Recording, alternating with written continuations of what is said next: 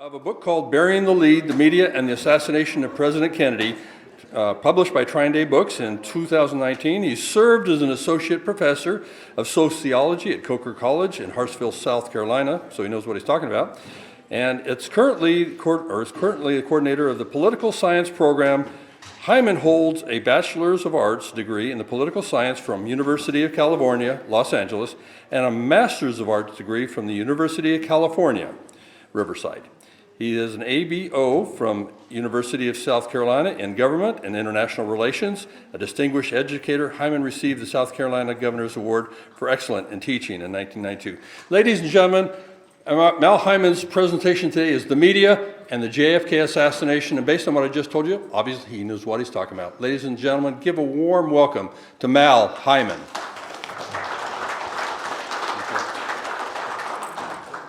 Thanks, Don. Thanks to Dave. Thanks to the JFK Historical Group for organizing this. It's certainly a team sport.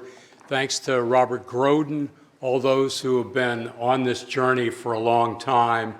Those who have been researching from the 60s and 70s, would you please rise so we can thank you for your public service and for keeping the faith? Or any here? Thank you very much.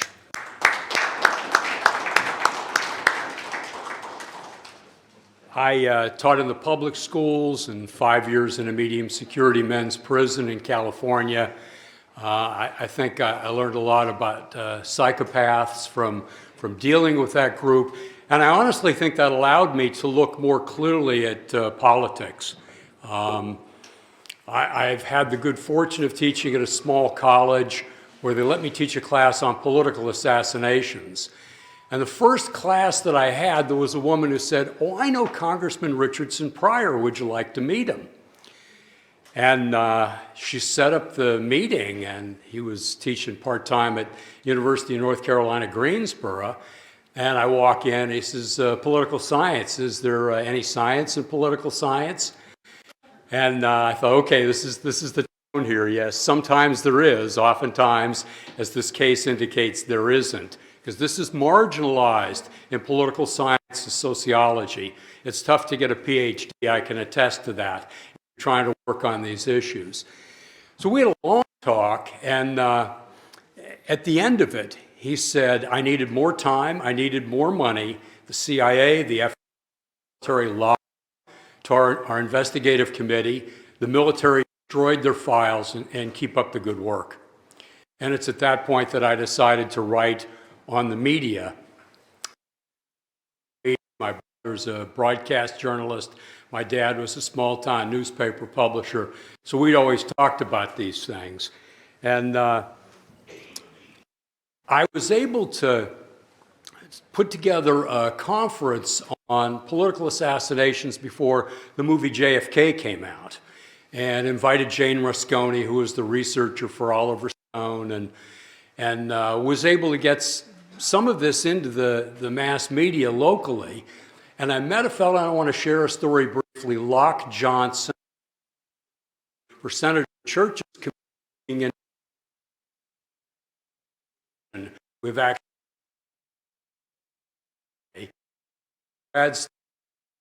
looking at media. Well, the released reports say that 600 between the CIA and the media. What was the real story on this? You say 400 to 600 contacts. He said at least that many. We've never had the Bader report, which was a subcommittee of the Church Committee in 1976. We've never had that material released. So I've tried to piece together what I think the media did early and then later, and I'll race through the material, but I think you'll find some of this as interesting as I did. For overarching notions with it, Carl Bernstein, The New Republic, 1992, the failure of the press has contributed immensely to a talk show nation in which public discourse is reduced to ranting and raving. Next to the subject of race, the story of contemporary American media is the great uncovered story of America today. The reality is the media are probably the most powerful of all institutions, and they're squandering their power and ignoring their obligation. I think we're looking at a question of destiny betrayed, democracy betrayed, loss of faith in government that Kennedy tried so hard to build. Globally, there are more streets named after John Kennedy than any other person in human history.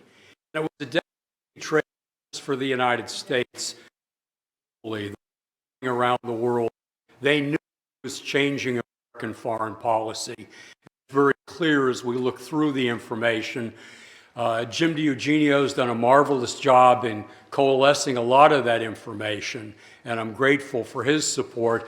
And really, I'm grateful for the support of a lot of people because it's well beyond what any one person can do. It's truly a team sport. We build on each other's research. You know, the TV news at the time in 1960 expanded to half an hour, and they tried to dedicate some coverage to the assassination early on, but the government was spinning the story from the outset. And I'll recount some of this because as I looked through it, I saw a few different things that I'd like to share with you. The press pool was in the presidential motorcade was shifted back to the 7th car. That's not usual.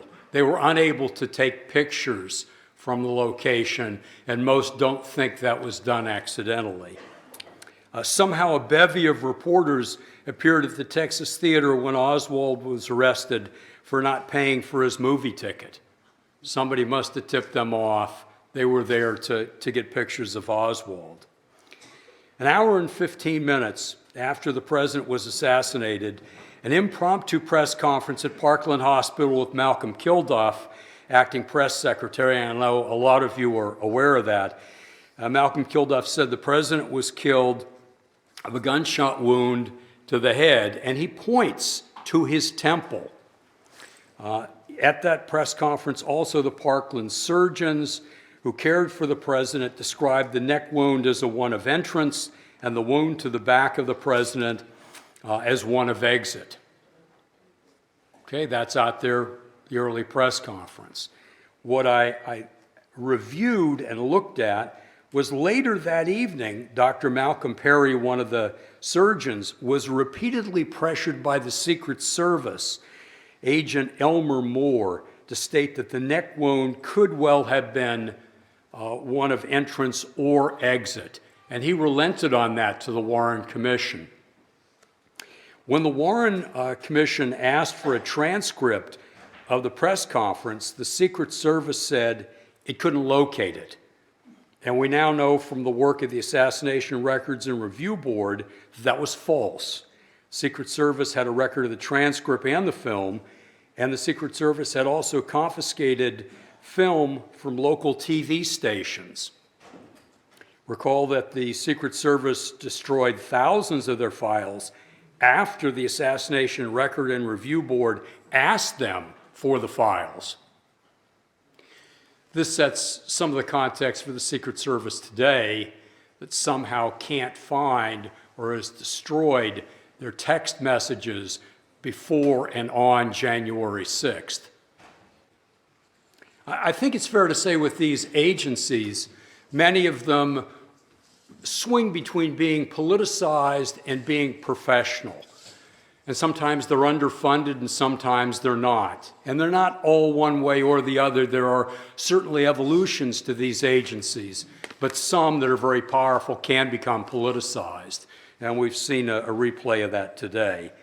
Let me take you back to Dallas Morning News reporter Seth Cantor was directed to call Hal Hendricks for background information on Oswald.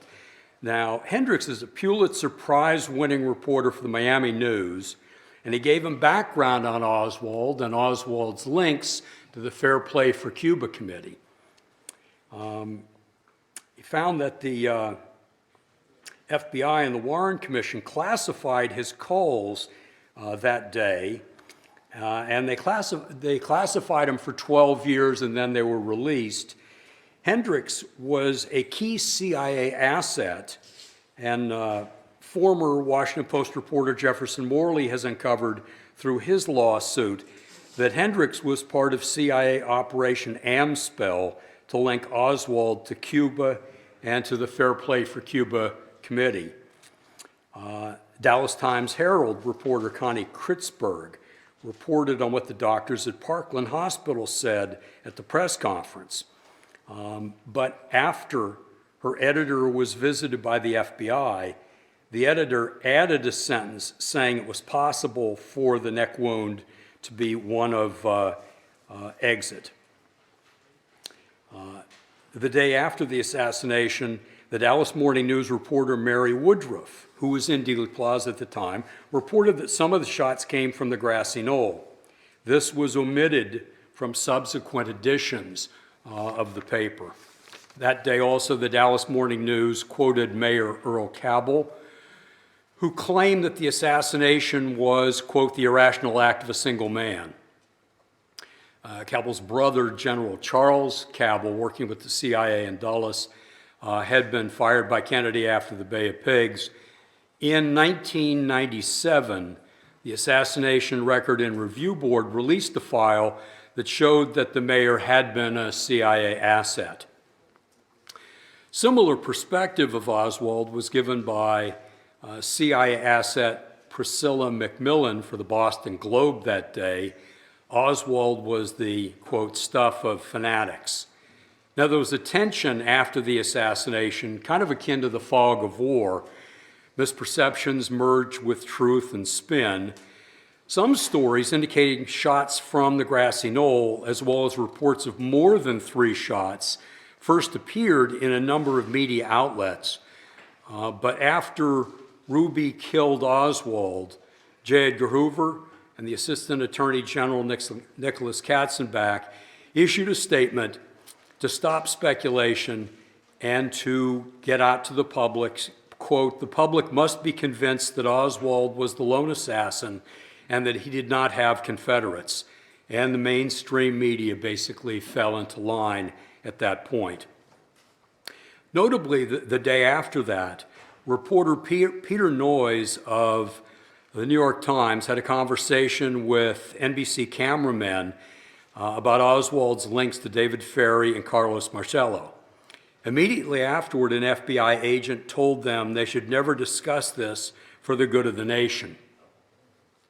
Best film footage of the assassination, as Robert Groden has talked about, the Abraham Zapruder film, described first, as many of you know, by Dan Rather of CBS, who said that the president's head snapped forward.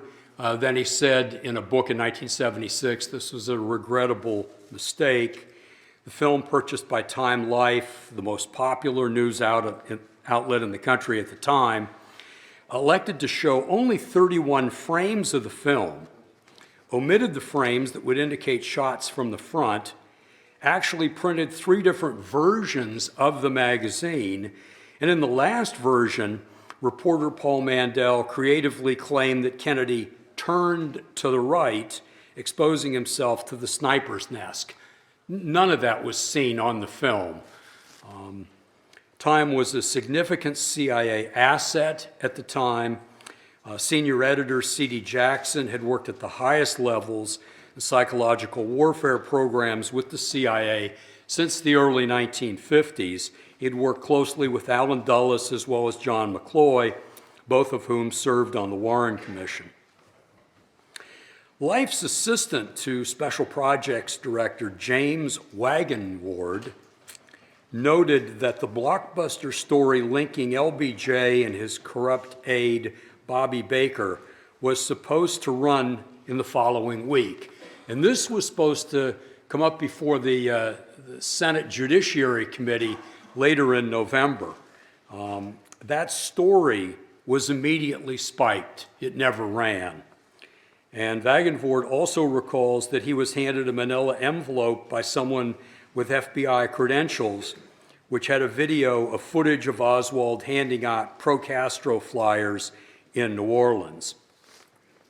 let me clarify for just a few minutes some of the ties between the CIA and the media.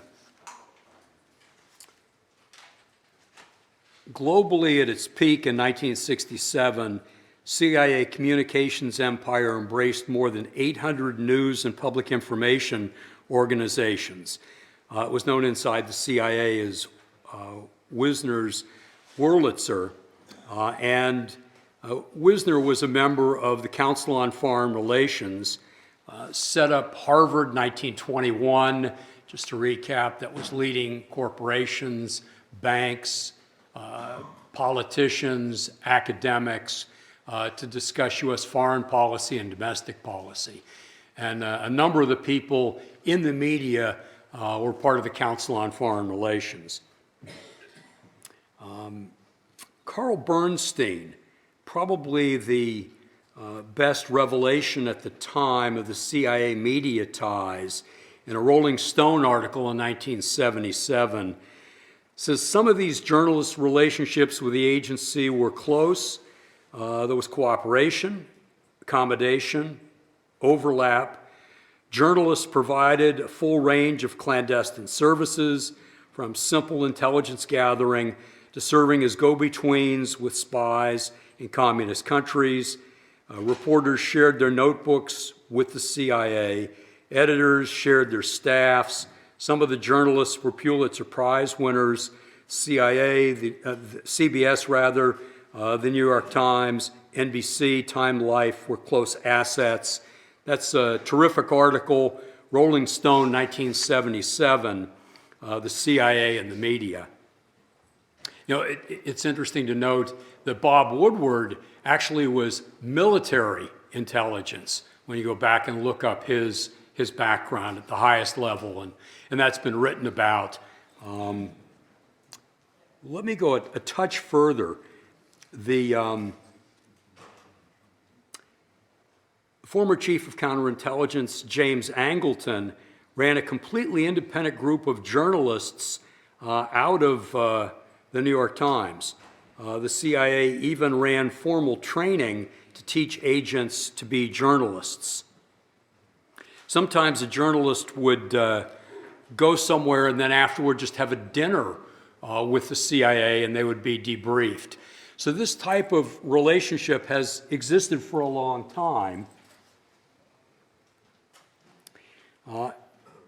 You've heard about Operation Mockingbird, where the CIA had actually set up a number of highbrow magazines dealing with politics all over Europe.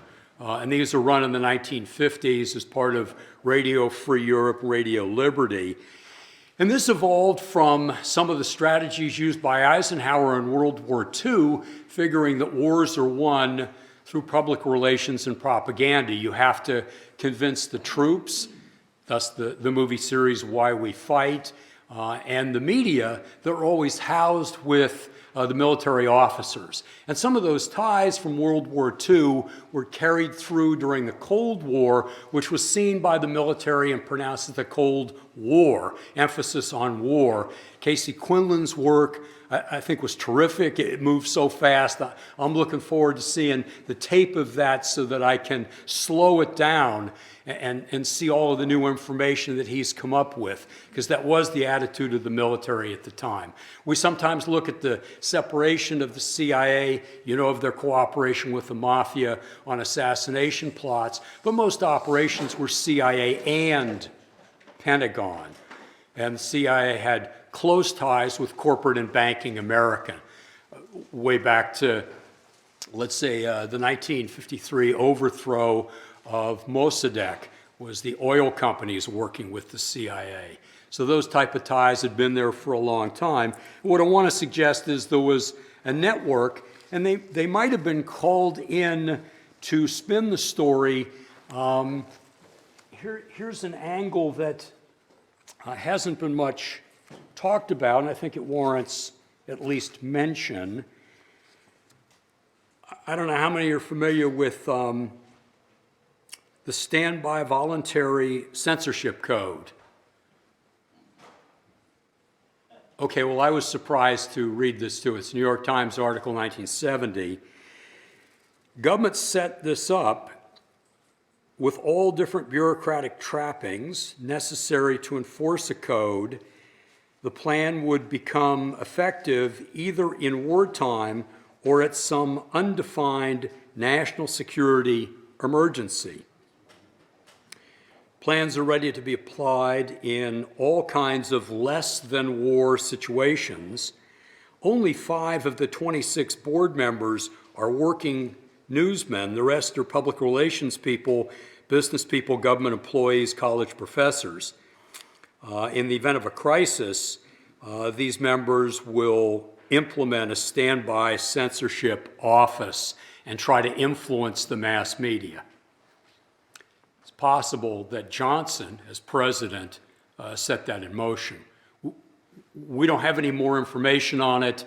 I'm not sure how exactly that's going to be filed in the National Archives, but I do think it warranted at least being mentioned.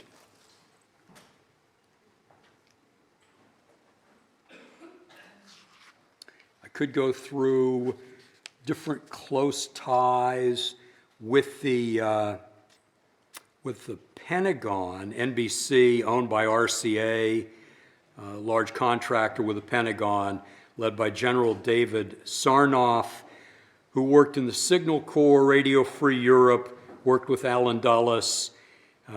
This will come into play later, but also a former president of the Permanent Director of the Armed Forces Communications and Electronics Association, which serves as an industry military team. So I just want to underscore a lot of these ties. News services at the time, the Associated Press and UPI, both completely cooperated with the administration in their books on the assassination prior to the release of the Warren Commission. A torch is passed, and 4 days, those are the 2 books, and they totally support what the Warren Commission ended up saying. Mark Lane, you probably know of his work.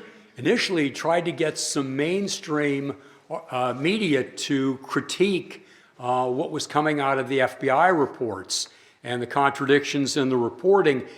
He went to 17 different news sources, and the only one that printed it was an independent left journal called The Guardian.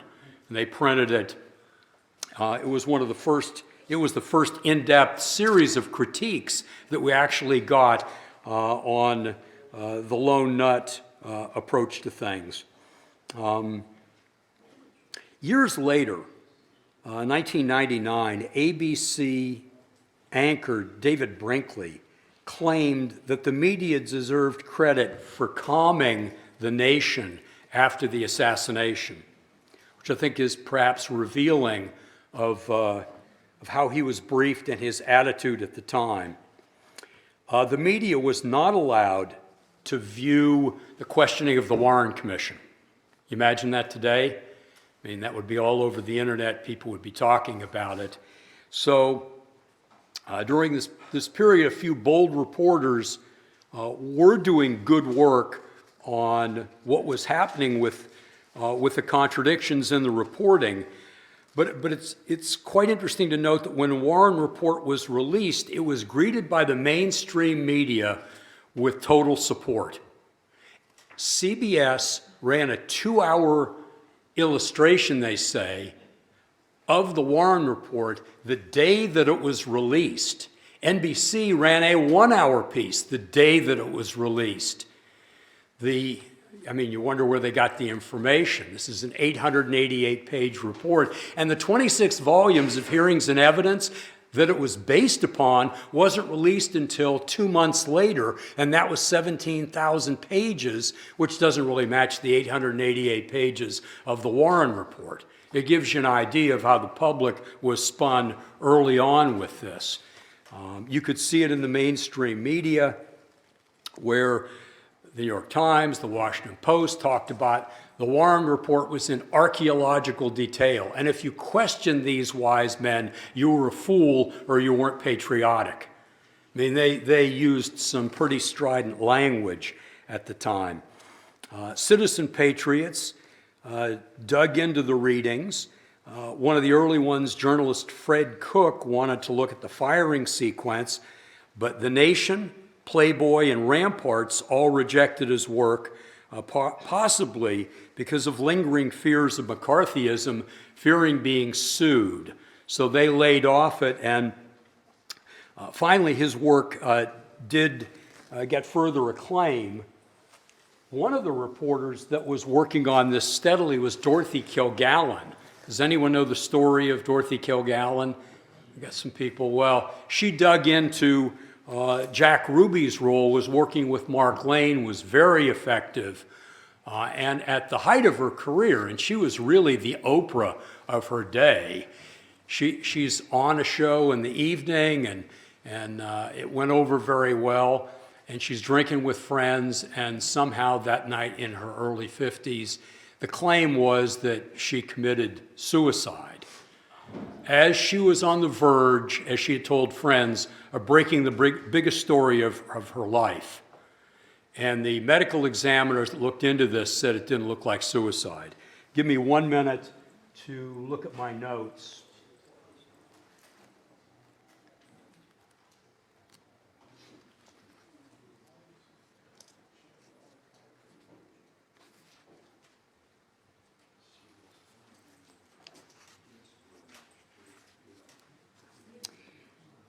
The New York City medical examiner, Dr. James Luke, claimed that she had died of an overdose after the show, but in analysis that was never made available to Dr. Luke, the director of toxicology in New York City Medical Examiner's Office, Dr. Charles Umberger, believed that Kilgallen had been murdered. And according to his top assistant chemist, John Broich, Broich agreed and recounted in 1968 that Umberger had been advised he should keep it under his hat. So this never really came out. There is a book by Mark Shaw on this. Dorothy Kilgallen wasn't the only reporter that was killed. Some of you might recall Bill Hunter, a reporter for the Long Beach Press Telegram, and James Cady, respected journalists for the Dallas Times-Herald, and they had both visited Ruby's apartment the evening after Oswald's murder, and before the police had an opportunity to search the premises, they met with Ruby's roommate, George Senator, and Ruby's attorney, Tom Howard, and both ended up dying with events surrounding them that did not look like suicide. The CIA responded to the growing voice of critics. They put out 2 memos to discredit the critics. They put them out to their media assets in early 1967, saying that the critics have typically changed their mind, written for profit, just raised questions. They love theorizing, sloppy research, and they alerted the media to current and upcoming books which would refute the critics. They put out another one of these memos in greater detail in April of '67 as Jim Garrison's investigation was underway. Some of you may know, but many of you may not, 2 reporters, one from Time Life, Hugh Ainsworth, and Jim Phelan of the Saturday Evening Post, actually cooperated with Clay Shaw's defense team.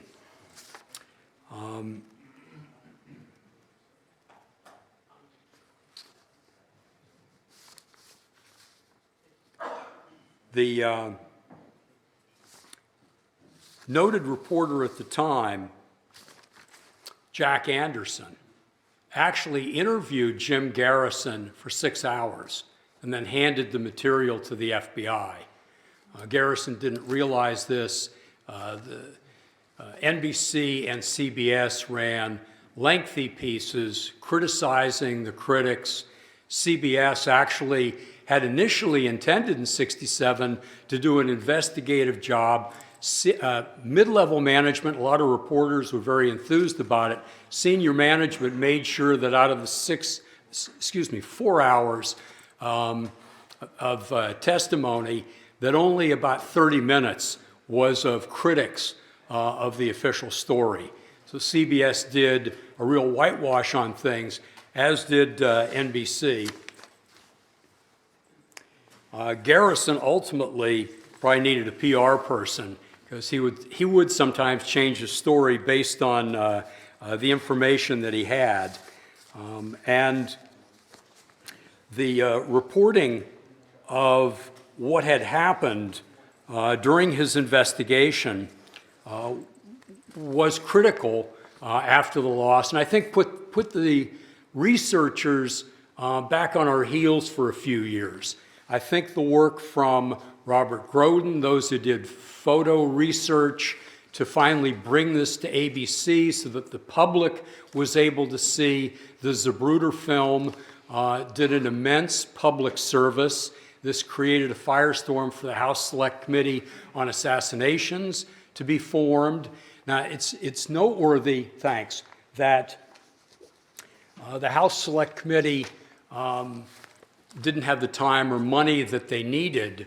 The media was very critical at first, and even with the modest determinations of the committee that it was probably a conspiracy that killed President Kennedy, there wasn't much coverage in the mainstream media, even of those modest questioning of the official story. And then all of that information went to the Department of Justice and was moving toward a quiet death because it wasn't covered. It's fair to say that when Oliver Stone came up with this movie JFK, it was met with vitriol on the part of a lot of the press. Some of the younger reporters, however, talked about him making great headway with things. And as you know, that firestorm led to the Assassination Record and Review Board, and that declassified about 4 million pages of documents. The chair of the Assassination Record and Review Board, John Thunheim, has said that they tried to contact the media to cover the new findings, and the media wasn't covering them much. They had a number of press conferences. Also, it's fair to say, Jim DiEugenio, that worked with Oliver Stone on JFK Revisited, which is a terrific piece, when that came out, it was met with silence in the media. So 30 years later, as Stone goes back and does the solid documentary to talk about conspiracy facts, that wasn't covered in the media. I think if I'm to wrap things up, we'll leave a little bit of time for questioning.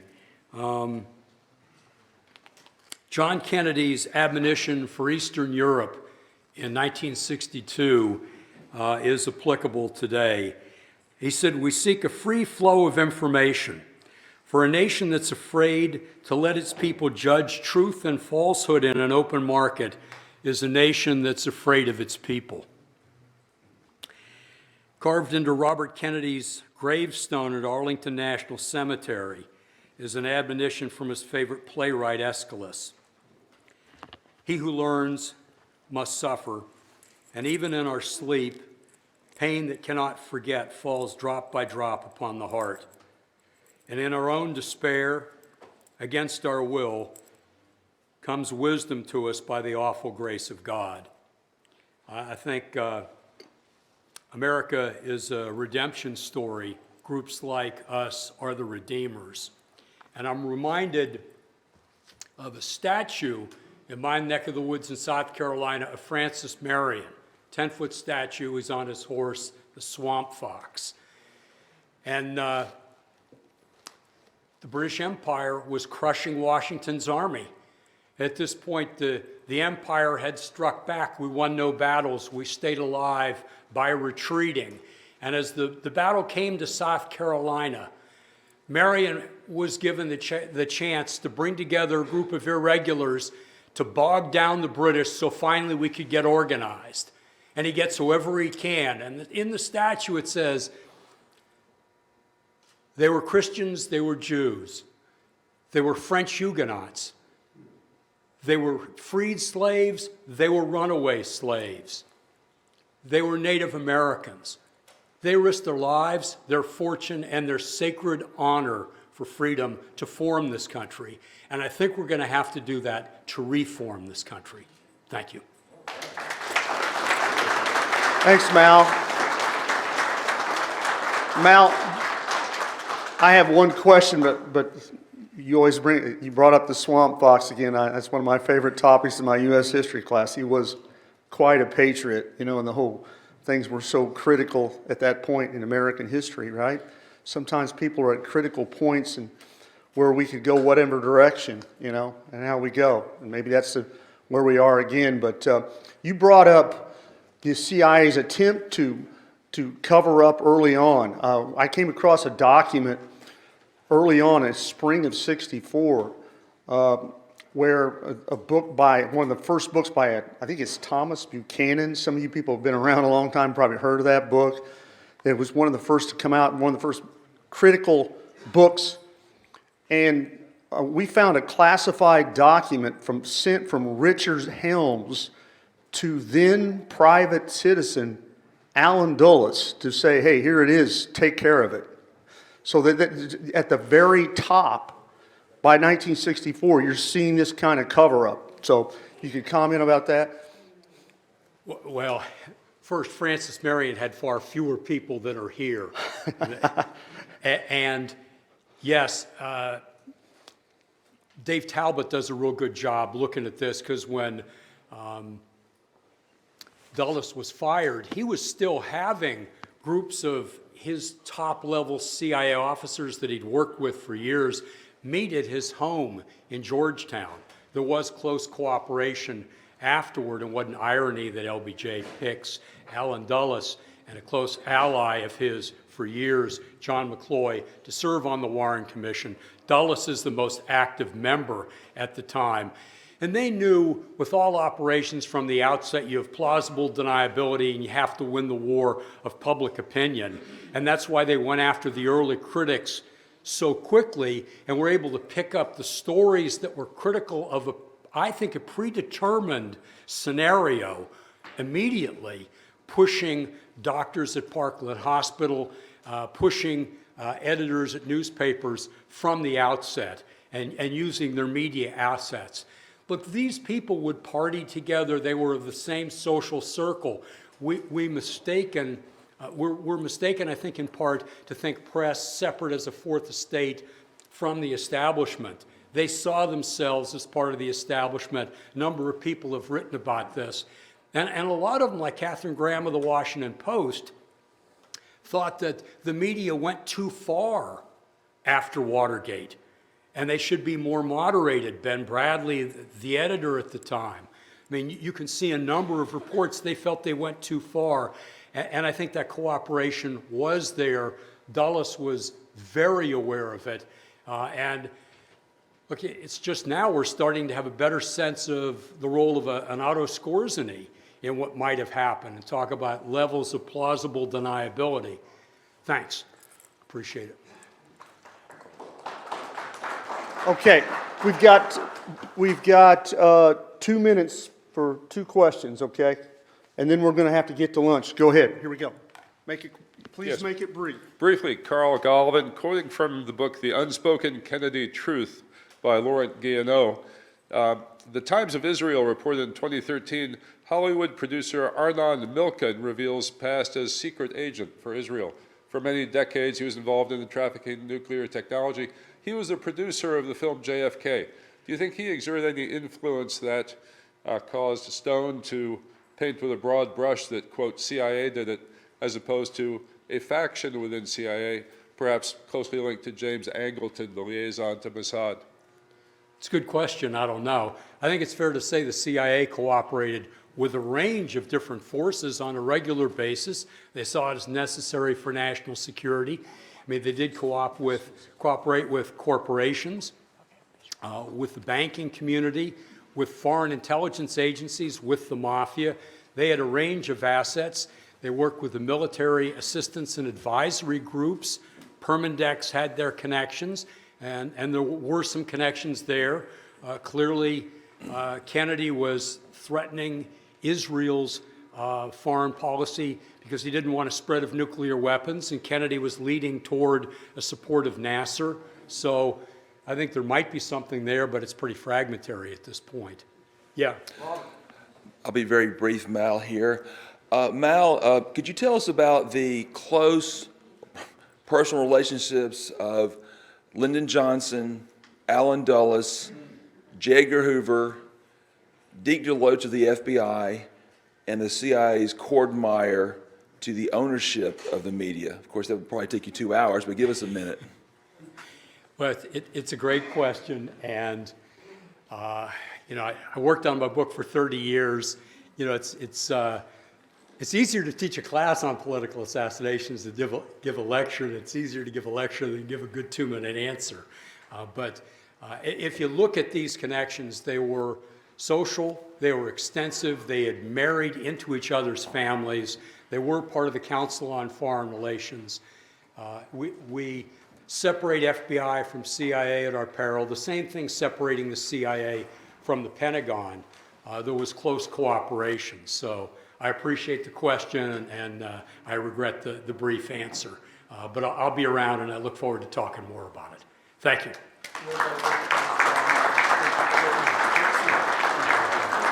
Excellent presentation.